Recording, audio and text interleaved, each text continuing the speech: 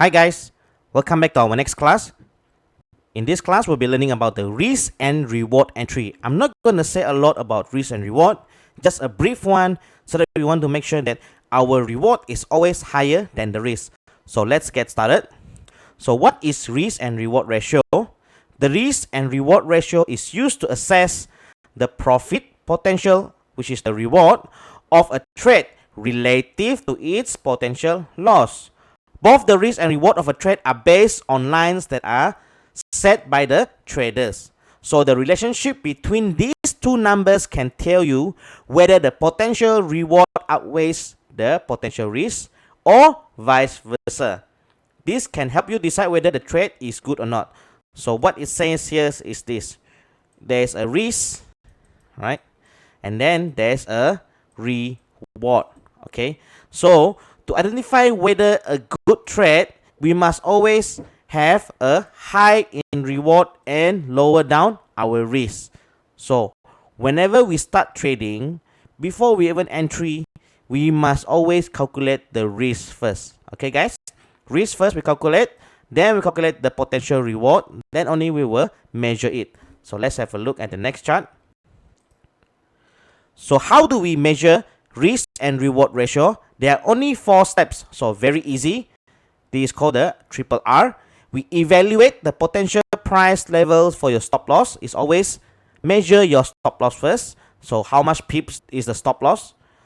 And the profit targets. And how many pips is the profit target? We measure between the distance of your entry and your stop loss. That is your potential risk. And we measure the distance between your entry and your profit target. That is your potential reward. So the potential reward will be at the top. Potential reward, okay, divide by potential risk. We want to know the ratio. Okay, so let's have a look at the example. So let's look at this example. Let's say you expect to make $100 profit. Your potential profit will be $100. And then in such a way that you are willing to lose just $25 of your equity. So we put $25. Okay. So $100 we potential gain, our potential reward, and our potential risk means the stop loss will be around $25. So 100 divided by 25 is equals to 4. So your risk reward ratio would be 4 to 1. You risk 1 and then your reward will be 4 times than what you are risking. So this is a very good trade. Why do we need to have a higher reward and lower risk? Let me show you in the next slide. So here we can see we have 10 numbers of trade. So let's say your risk reward ratio is 1 to 1 over 1 all the time. Meaning to say that you are risking $100, but your reward is $110. So you lost 5 times and you win 5 times. In the end of the day, after your 10 trades, you only have 50% winning rate, isn't it? 50% win rate. So when you have 15% win rate, it's actually quite good. It is considerably good enough. Why? As long your reward is higher than the risk, then you are fine.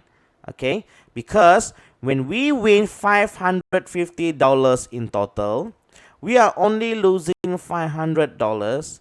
In the end of the 10 trades, we still gain profit of $50. So guys, remember, whenever you measure your risk reward must always higher than the risk. It doesn't matter. You see like this, the reward is only 10% higher than the risk, which is $10 higher than the risk. Doesn't matter. As long it is reward higher, risk lower, you are considerably safe. So in conclusion guys, remember what I've been keep saying, the risk is always lower than the reward. So in this case, the risk is higher than the reward, we do not want to trade. It's not worth it. Secondly, if the risk is equals to the reward, I would say I would never take this trade as well. Okay, just be careful, cautious.